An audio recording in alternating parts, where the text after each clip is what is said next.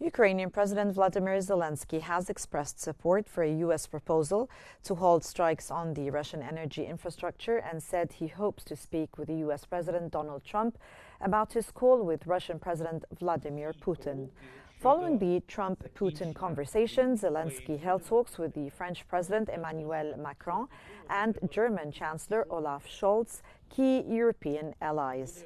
He also emphasized the importance of continued military aid to Ukraine, urging Kiev's partners not to scale back their support.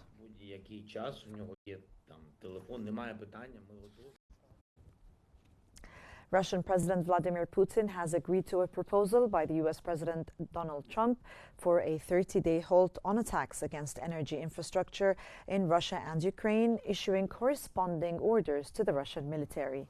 The Kremlin stated that the two leaders had a detailed and frank exchange of views on Ukraine during a phone call. Putin emphasized that any resolution to the conflict must be comprehensive, sustainable, and long-term, considering Russia's security interests and the root causes of the war.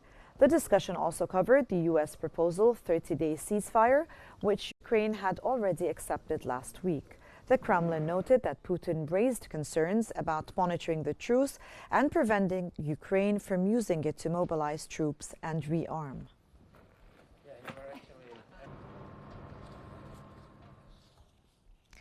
U.S. President Donald Trump has stated that aid to Ukraine was not discussed in his call with Russian President Vladimir Putin. The Kremlin mentioned that the Russian leader had called for an end to military assistance for Kiev. The Kremlin added that after the Trump-Putin call, that Putin also emphasized that any resolution of the conflict would require an end to all military and intelligence assistance to Ukraine. Among my very highest priorities is to rescue our economy and get dramatic and immediate. Germany's outgoing Chancellor Olaf Scholz has called a ceasefire on attacks on Ukraine's energy infrastructure an important first step, but said a total ceasefire must be next.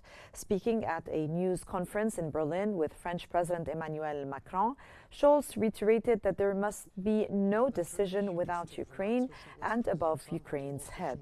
Putin and Trump agreed to a 30-day ceasefire in Ukraine, limited to energy infrastructure, at a time when Washington was trying to convince Moscow to accept a comprehensive truce.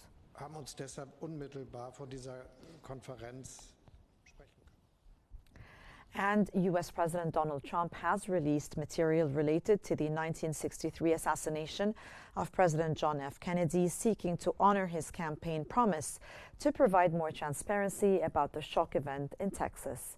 Trump signed an order shortly after taking office in January related to the release, prompting the U.S. Federal Bureau of Investigation to find thousands of new documents related to the Kennedy assassination in Dallas.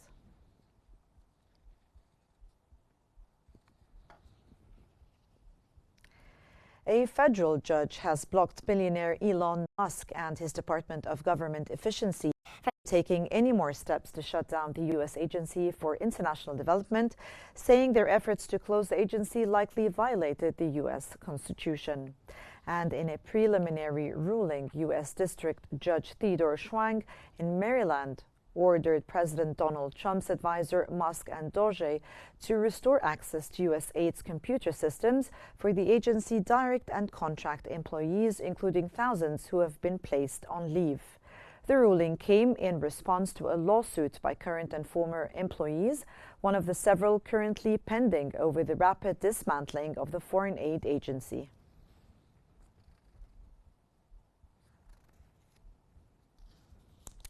European Commission President Ursula von der Leyen has stated that Europe must rearm by 2030. Von der Leyen highlighted that Readiness 2030 means to have rearmed and developed the capabilities to have credible deterrence and a defense industrial base that is strategic advantage. She added, to be 2030 ready, the Union must move now. Von der Leyen also told Greenland and Denmark that the EU would always support sovereignty and territorial integrity, responding to U.S. President Donald Trump's designs on the Arctic island. And now Russia is on an irreversible path.